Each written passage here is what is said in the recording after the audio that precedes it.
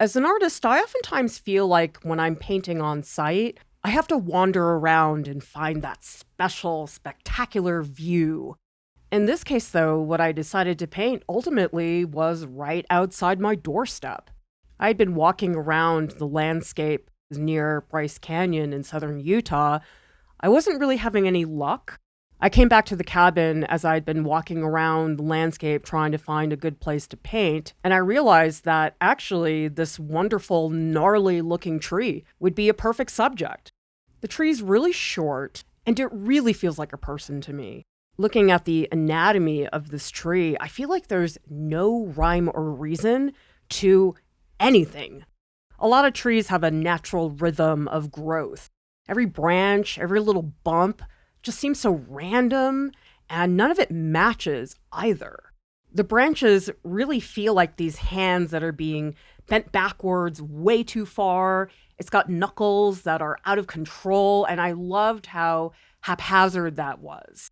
The trunk of this tree, it feels really muscular to me. And what's funny about it is that as you get to the bottom part of the tree, where on your average tree you tend to see roots, this tree instead, the bottom section where it connects to the ground, it just turns into this big blob. It moves downwards and it just spreads out. It almost looks gelatinous to me, which doesn't make a lot of sense given how rigid it is as an object.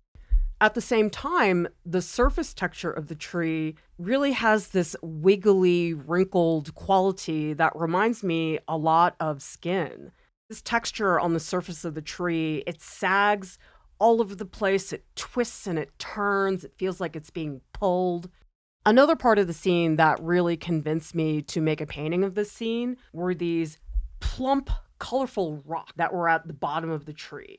The rocks look like Easter eggs to me. The colors were so pronounced and saturated. That's not something I have typically seen before. Several of the rocks definitely had earthy, warm tones, yellow ochres, burnt siennas, and oranges. Some of my favorite rocks, though, were these rocks that really felt like they were purple.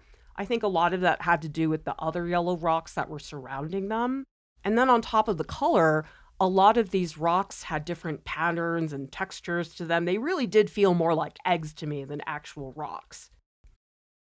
I also really enjoy using a rag with my watercolors.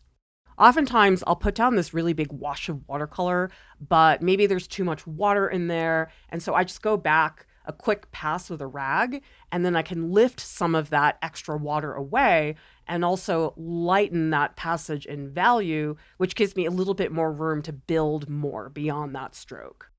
I have to confess that I did cheat a little bit with the setup because I loved those Easter egg rocks and I really wanted them to be very prominent in my painting. But there was this big patch of grass that was right in front of the spot I had chosen to paint because I really liked that angle of the tree. And so I went and I did a little weeding to get rid of some of that grass, and that gave me a much better view. With the color of the rocks feeling so warm and saturated and playful, it was a really great contrast against the tree, which did not have a lot of color, and compared to the rocks, really had almost this bluish tint to them. And so I decided that it would be fun to really intensify that blue on purpose, even though that wasn't literally the exact color I was seeing in the tree. And that provided a nice balance between warm and cool zones in the painting that I was really happy to have. I used a combination of art media that I really haven't done before. I decided to do a combination of oil pastel and watercolor.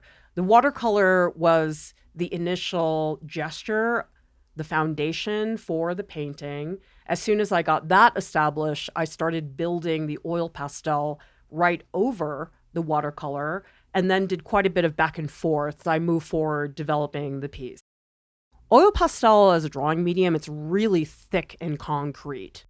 You can make really heavy marks that feel like they've got the weight of a brick, and you can really get extremely physical with an oil pastel. You can make marks that are barely touching the surface of your paper. You can also make marks that feel like punching the paper. There's an extraordinary range of what it's capable of.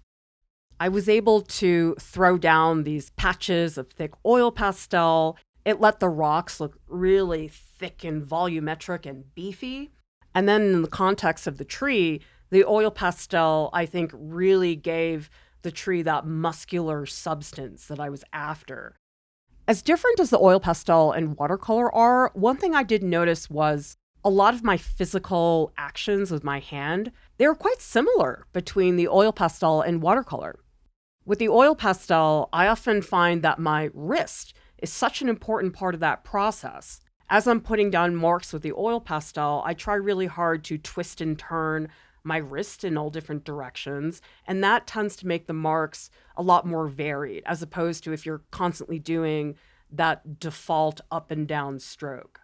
Same thing goes with the sumi brush. When I was putting down a lot of the strokes to show the texture and movement of all the various objects, being able to shift a sumi brush stroke up and down, side to side, in all different directions, even within the same stroke, I think is so helpful, especially since the twisting was such a significant part of the gesture of the tree. I do really wish in retrospect that I hadn't added as much oil pastel as I ended up adding. I feel like I got a little bit overzealous with the oil pastel and I covered up quite a bit of the watercolor. I wish that some of that transparency in the first layer of watercolor had been more preserved. Now that I've spent several hours observing this tree and looking at the little nuances in its form, seeing the little patches of peach in the Easter egg rocks, I'm going to look at it a little differently. Every single time I go to the cabin and walk up onto the porch, I'm going to remember that experience. When you paint something, it really shifts your perception of that subject, and you remember every minute and nuance of that subject. I'm so glad that every time I see this tree in the future, I'll have that to hold on to. There most certainly is a glamour to traveling far and wide to foreign countries and painting spectacular sights. But when you find something that's right outside of your doorstep, that's special in itself. While initially it might feel quite plain and ordinary because you do see it so often, little scenes like this have their own special place in our lives that I really think is worth spending time with and understanding on a deeper level. And it's just a matter of stopping and noticing what's right there at home.